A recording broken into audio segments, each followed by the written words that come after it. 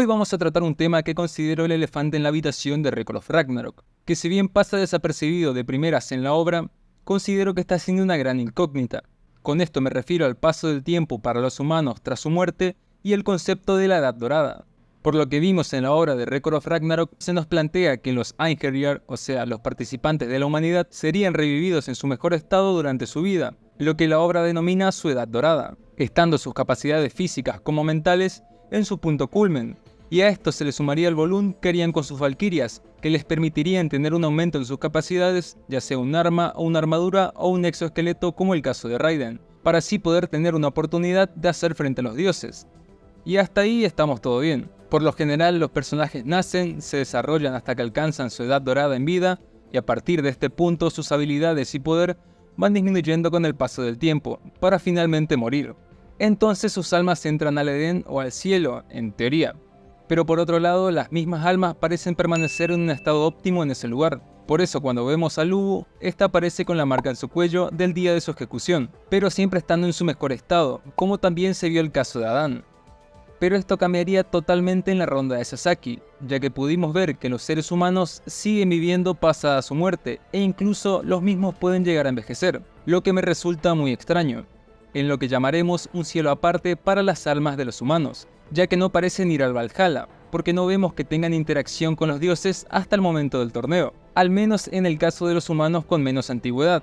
Esto lo recalco porque vimos que King se enfrentó al rey demonio Chiyou. Volviendo al tema, en este paraíso, se puede entender que las almas de los humanos se siguen desarrollando a medida que el resto del mundo sigue su curso, lo que si bien es un buen pretexto para encontrar la mejor faceta de Sasaki, genera un problema al ser solo él quien envejezca. Recordemos que él falleció a los 27 años, y hasta el momento 2 o 3 personajes siguieron desarrollándose, siendo el caso de Sasaki, Tesla, quien recordemos que murió a los 86 años, y Leónidas I, quien falleció a sus 60 años en combate en la batalla de Termópilas. Pero, ¿y qué hay de los demás? ¿Por qué simplemente no revivieron a estos 3 personajes en su momento cuando estaban con vida? O en caso contrario, ¿por qué no revivieron a los 13 participantes humanos en su edad dorada luego de su muerte? ¿O me estás diciendo que personajes como Raiden, Lubu, Leónidas, King o Jack no siguieron entrenando después de su muerte?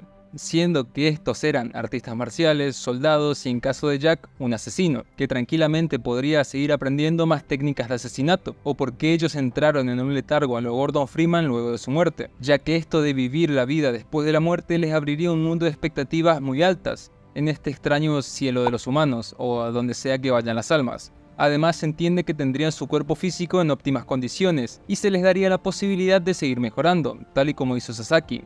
Dicho por las propias valquirias, volverían en su mejor estado, pero ¿por qué solo Kojiro alcanzó su edad dorada en la otra vida? O para redondear, en cualquier caso, ¿por qué solamente estos 3 personajes, Tesla, Sasaki y Leónidas? Aunque con Tesla no sé qué tanto, pero bueno, le voy a dejar pasar y le vamos a dar un plus de que en esa hora u hora y media, con ayuda de los demás científicos, logró crear los planos para el prototipo del superautómata. Porque recordemos que en total entre todos los combates pasa poco más de 2 horas, y sumándole hipotéticamente 5 minutos entre descanso de combate y combate. Recordemos que existe un registro del tiempo transcurrido en cada combate. Thor vs Lubu, 16 minutos con 18 segundos. Zeus vs Adán, 7 minutos con 13 segundos. Sasaki vs Poseidón, 13 minutos con 7 segundos. Jack vs Hércules, 26 minutos con 57 segundos. Shiva vs Raiden, 11 minutos 16 segundos. Buda vs Villamonte, Zero y Hayun, 21 minutos con 37 segundos. Qin Shi Huang vs Hades, 12 minutos con 57 segundos. Y Belzebú vs Nikola Tesla, 18 minutos con 6 segundos. El total sumado únicamente de los combates tiene una duración de 126 minutos con 11 segundos, lo que son 2 horas y 10 minutos. Si bien todos tienen una vida tras la muerte, ¿qué hizo que personajes como Raiden, Lubu, King o Jack decidieran no seguir adquiriendo, creando o mejorando sus técnicas? O en caso de Nikola Tesla y Leónidas, implementar más armamentos tecnológicos.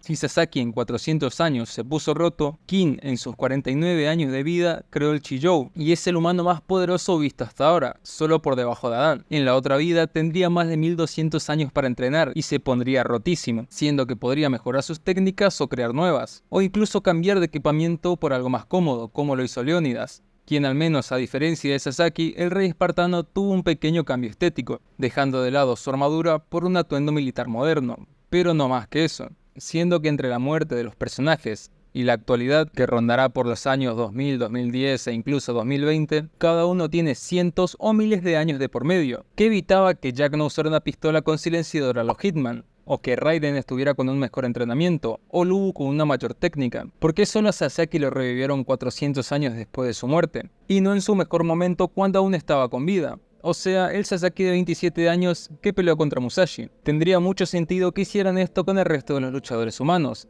Bajo esta premisa, todos los Einherjar tendrían muchísimas más herramientas para el combate. Por ejemplo, Simo Häyhä en su pleno apogeo utilizaba un Mosin Nagant. Ahora, bajo la premisa de la vida después de la muerte, el desgraciado puede hacer que su Volún se transforme tranquilamente en un fusil antimaterial, como el Trubelo CMS 20 x 110 mm, y le daría una papeada kilométrica a Dios que le toque.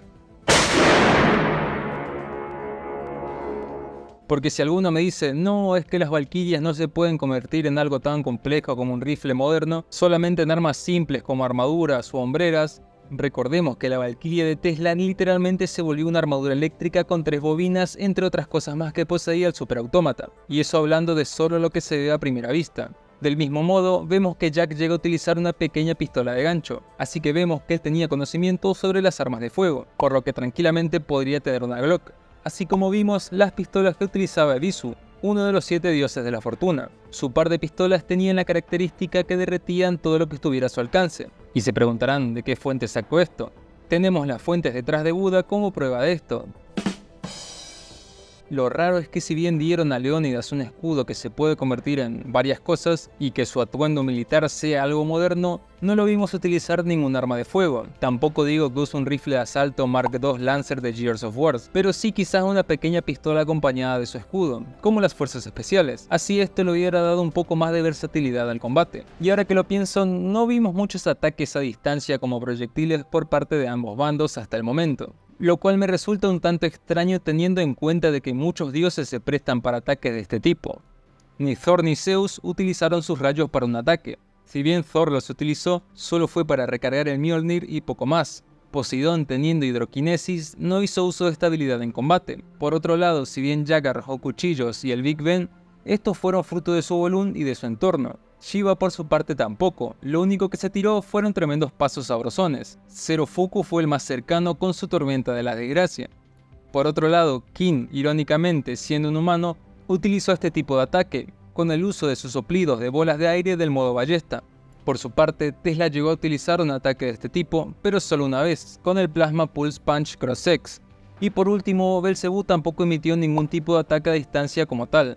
Kin es uno de los personajes que considero más polémico, por su excesiva cantidad y tipos de habilidades, siendo que su único punto débil eran sus ojos, cuyos daños se reflejaban aleatoriamente en su cuerpo.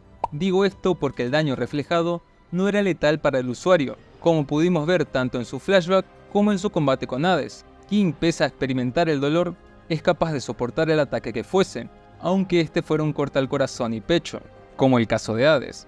Para terminar, veremos si en el próximo tomo, Apolo al fin hará uso de su famoso arco creado a partir de los hilos de Artemisa antes de que se termine el combate, y de ser el caso, él se convertirá en el primer dios en utilizar un ataque a distancia hasta el momento.